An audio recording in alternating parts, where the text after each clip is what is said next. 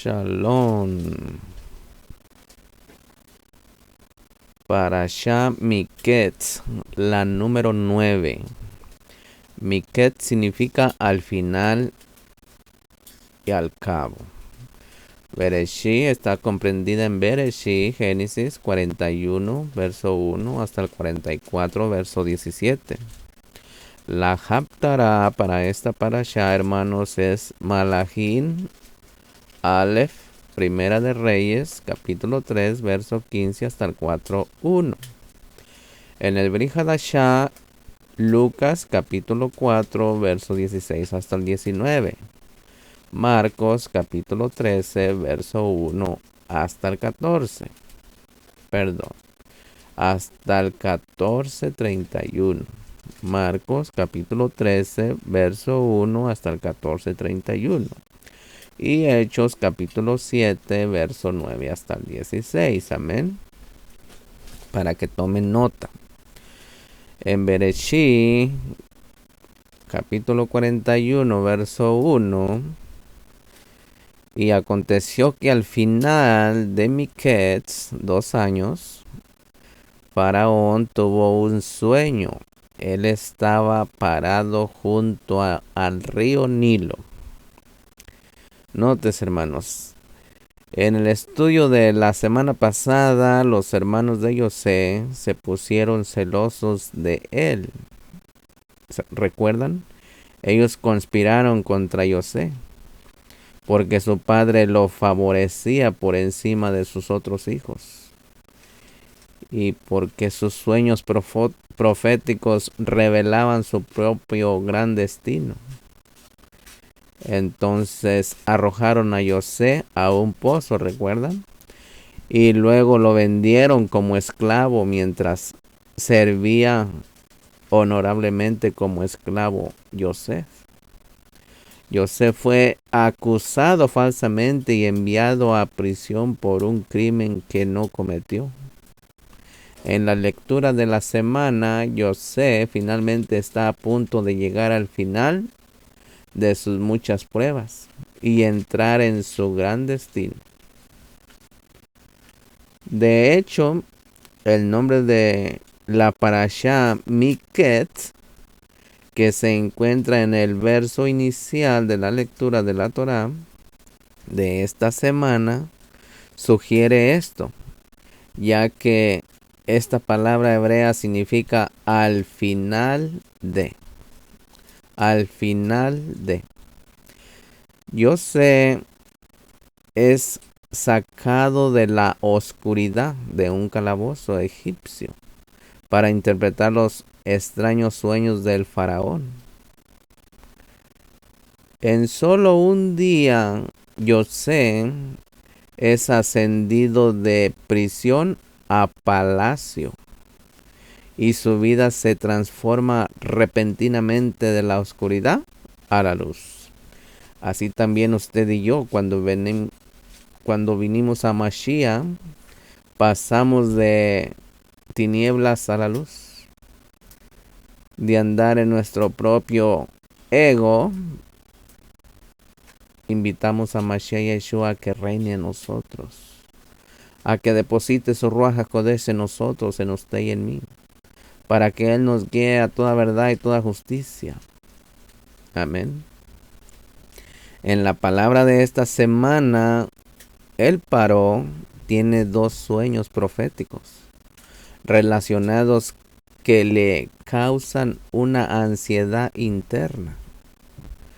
Cuando sus magos y sabios no pueden interpretar los sueños, el mayordomo del faraón recuerda de repente las asombrosas habilidades del esclavo hebreo, José.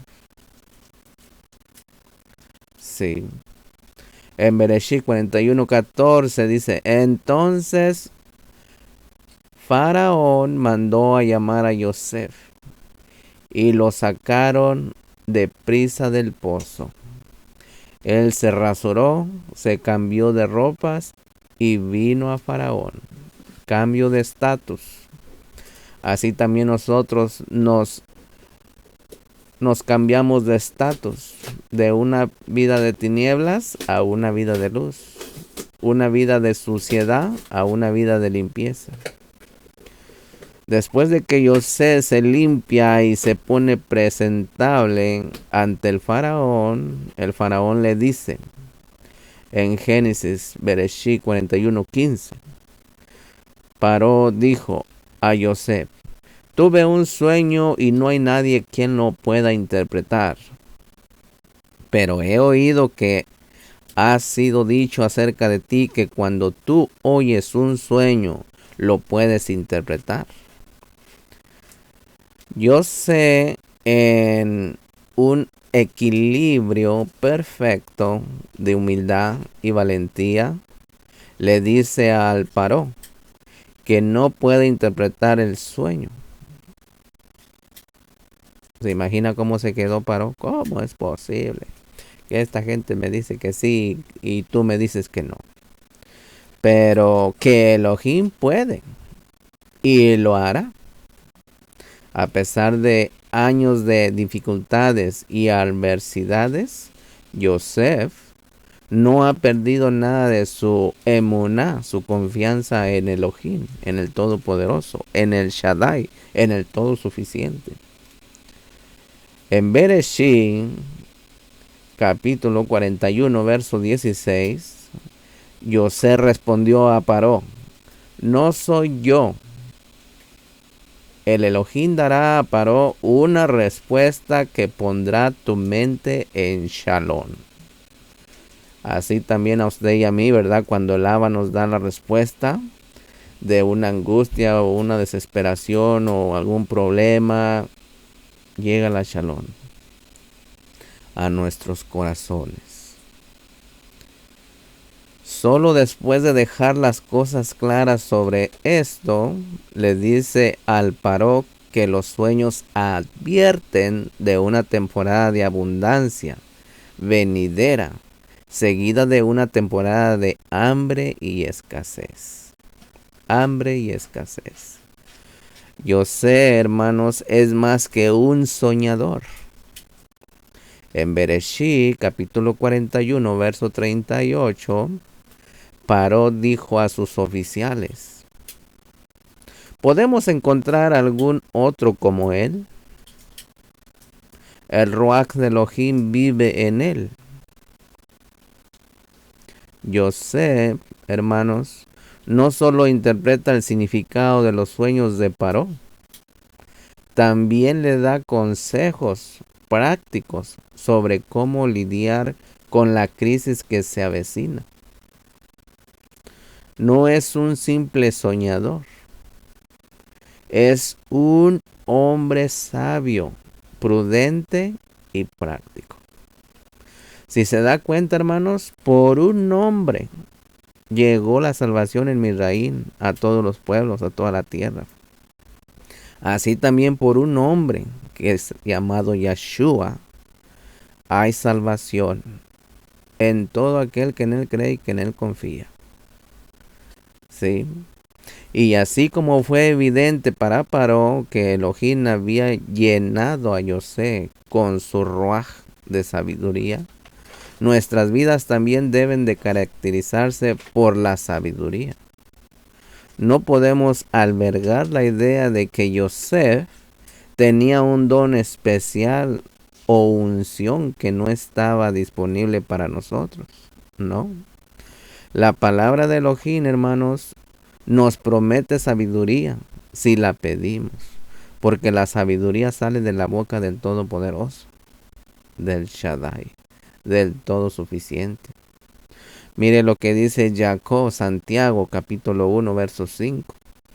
Ahora, si alguno está falto de sabiduría, pida a Adonai Yahweh, Baruch Hashem. Él le da a todos los hombres generosamente y sin reproche, y le será dada. Aleluya. Así que si andamos conforme a la voluntad del Todopoderoso, hermanos, y si necesitamos sabiduría para cómo caminar en este Olán, en este mundo, pidámosle al Todopoderoso. Yosé y nuestro Mashiach, nuestro amado Yeshua, en la parashá de la semana pasada, Jacob se afligió profundamente porque creía que su hijo favorito, Yosef, había sido asesinado por animales salvajes, ¿recuerdan? En la parashá de esta semana, hermanos, el hambre lo lleva a enviar a sus hijos a Misraín, a Egipto, para comprar grano. Así también se imagina usted como padre, como madre de familia, cuando usted mira a Satanás que está queriéndole meter basura a sus hijos, uno se siente muy angustiado. Pero uno tiene que tener emuná en el Todopoderoso, ¿sí? Para que venga y ponga un cerco de protección a la familia. Sí. En Misraín para comprar grano, en la parashá pasada. Y en esta semana también. Ese grano solo está disponible porque Yosef fue lo suficientemente sabio como para crear un plan para almacenarlo durante los 7 años de abundancia que precedieron a la hambruna. Pero Jacob, hermanos, y su familia no saben nada de esto. Solo saben que hay grano a la venta en Misraín. Cuando sus hermanos ven a José por primera vez en muchos años, solo ven a un príncipe de Misraín. No reconocen a su hermano hasta que él se les revela. Así también a usted y a nosotros, a usted y a mí. No conocíamos a un Elohim hasta que viene la revelación por medio de Mashiach Yeshua. Pero al final, Jacob encuentra a su amado hijo, no solo vivo y sano, sino también gobernante de todo Misraín, bajo el mandato de Paró. No solo toda la familia está reunida y reconciliada en amor y perdón, sino que Yosef también salva a su padre, a sus hermanos y a todo Misraín de una terrible hambruna. Podemos establecer muchos paralelos entre Yosef y nuestro amado Mashiach Yeshua. Por ejemplo, a continuación, miren, presentamos algunos. Yosef tenía 30 años cuando llegó al poder de Misraín. En Bereshit, capítulo 41, verso 46. Al igual que Yeshua cuando comenzó su ministerio en en Israel, en Lucas, capítulo 3, verso 23. De la misma manera que José preservó a su familia en Misraín con pan, Yeshua, quien nació en Betlehem, casa de pan, es el pan de vida que nos sostiene, como está en Yohanan capítulo 6, verso 35, que dice, no solo de pan vivirá el hombre, sino de toda palabra que sale de la boca de Elohim. Matillahu capítulo 4, verso 4. Yosef, hermanos, fue despreciado y rechazado por sus hermanos. No le reconocieron en Misraín. Así también mucha gente hoy en el mundo no le reconoce a Mashiach, porque parecía completamente egipcio. De manera similar, Yeshua fue despreciado y rechazado por sus hermanos y hermanas judías. ¿Sí? Porque lo llevan como un Jesucristo, un Cristo. Ellos dicen Mashiach, pero no mencionan nombre. Y los judíos y no han reconocido su verdadera identidad durante muchos siglos, porque Él ha sido presentado como un Elohim, un Dios extranjero romano, con muchas denominaciones. Sin embargo, hermanos, así como José se reveló a sus hermanos, Yahshua será revelado y reconocido como el Mashiach judío. E Israel lo recibirá, como está en Zacarías capítulo 12, verso 10. Y en Yesayahu capítulo 59, verso 20. Ambos eran pastores de las ovejas de su padre. Yo soy el buen pastor. Yohanan capítulo 10, verso 11. Enana, yo soy el Elohim viviente, el buen pastor. El buen pastor da su vida por su rebaño. Ezequiel 34, verso 23.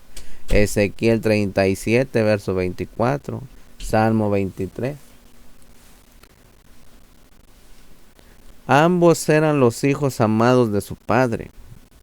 Este es mi hijo amado, en él me complazco. Matillahu capítulo 3, verso 17. Y una voz del cielo dijo: Se ven a Juve Asher bo Jatua. Este es mi hijo amado, en quien tengo complacencia. Proverbios capítulo 30, verso 4. Y Isaíahu capítulo 42, verso 1. Capítulo 48, verso 16. Y Matillahu capítulo 28, verso 19. Ambos fueron enviados por su padre a sus hermanos. Matillahu capítulo 15, verso 24. Él dijo: Yo he sido enviado solo a las ovejas perdidas de la casa de Israel. Aleluya. Ambos fueron odiados por sus hermanos, rechazados y tratados injustamente. Otros conspiraron para hacerles daño. Fueron tentados, fueron llevados a Misraim. A ambos les quitaron las túnicas. A ambos fueron vendidos por el precio de un esclavo. Ambos estaban encadenados. Ambos fueron acusados falsamente. Ambos fueron colocados con otros dos prisioneros, uno que se salva y el otro que se pierde.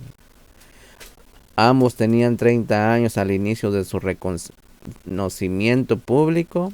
Ambos fueron exaltados después del sufrimiento. Ambos llevaron la salvación a su nación de Israel. Ambos llevaron pan al pueblo. ¿Qué dice en Yohanan 6:51? Yo soy el pan vivo. ¿Sí? En el Yohanan 6:51 dice: Enana, yo soy el Elohim viviente, el pan viviente que he descendido del cielo.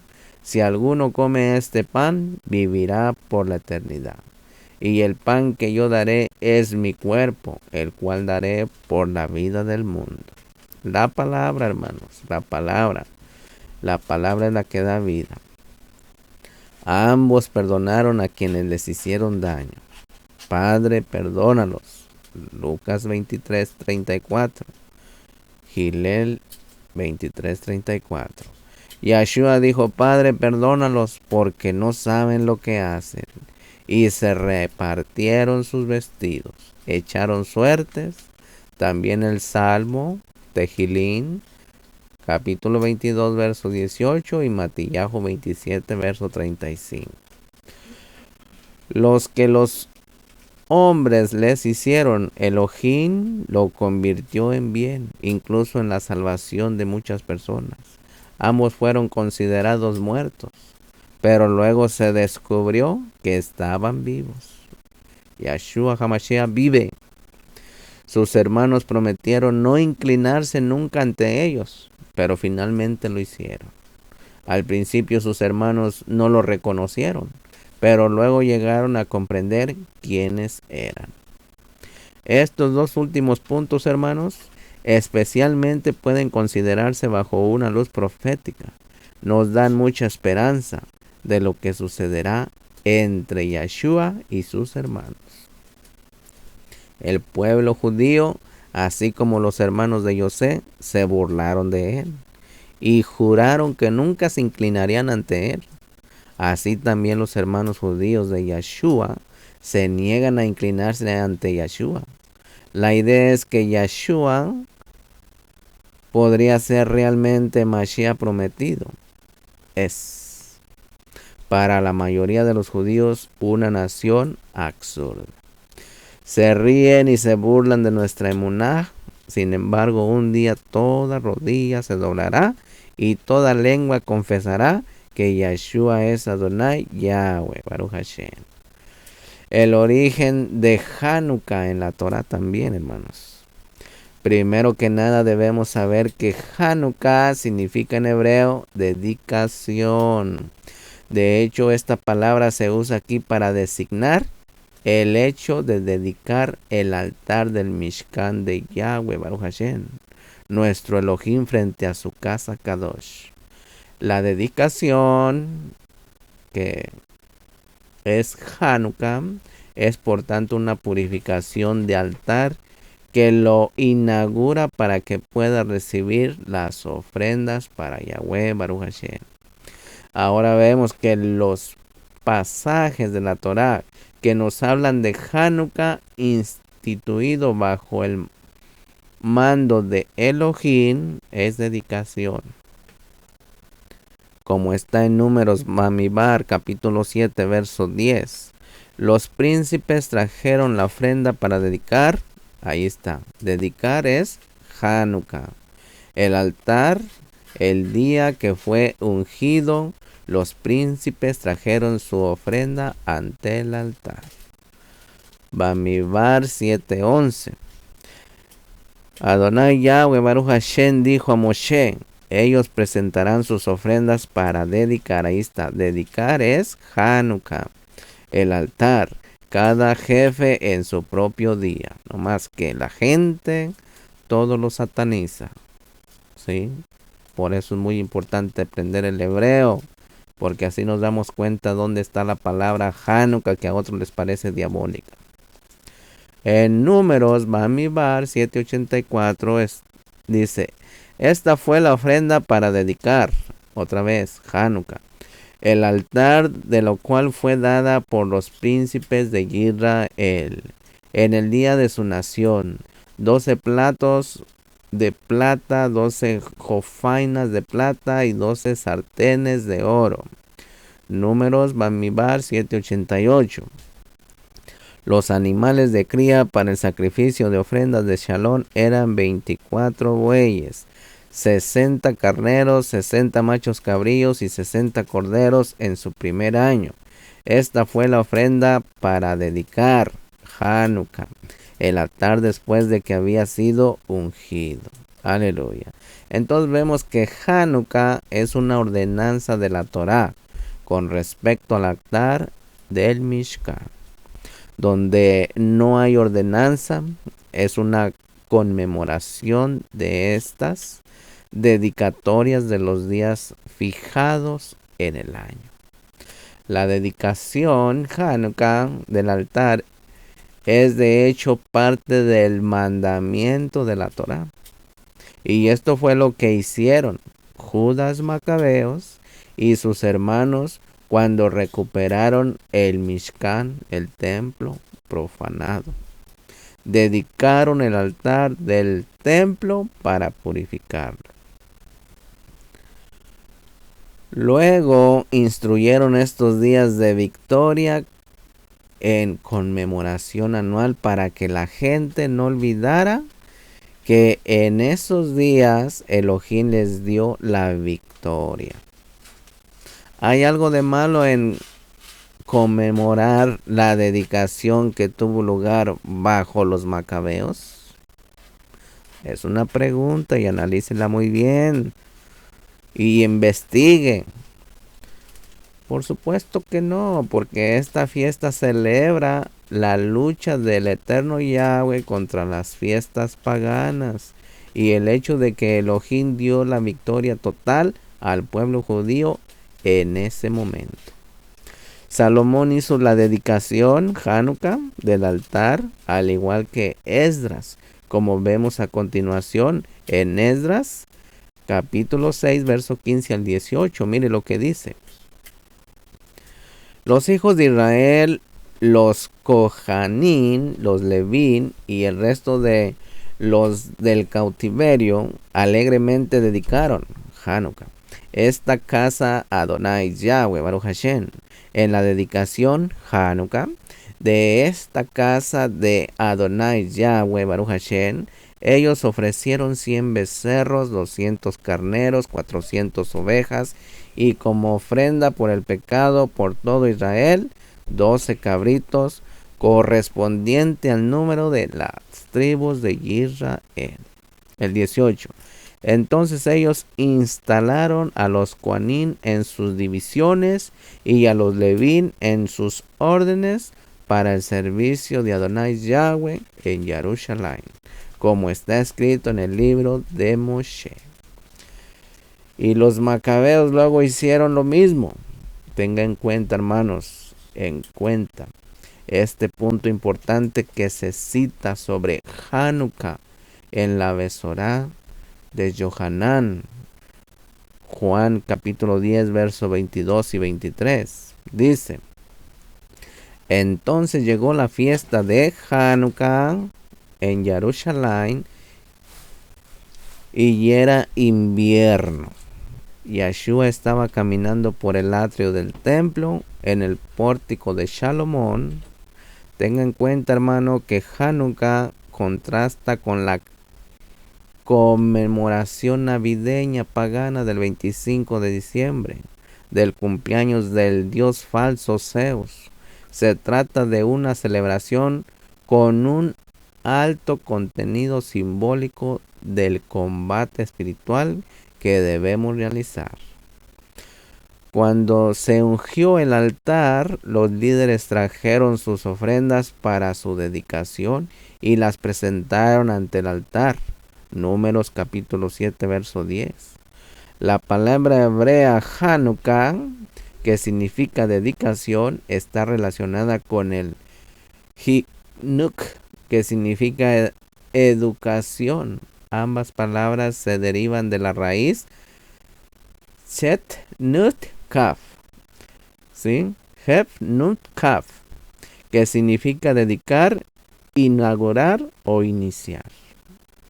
En el libro de los números 784, la palabra Hanukkah se usa junto con el altar Hanukkah Hamizbeat, dedicación del altar. Amén. Así que ánimo, ánimo. Hasta ahí voy a dejar ahorita esto y ahorita continuamos en un segundo.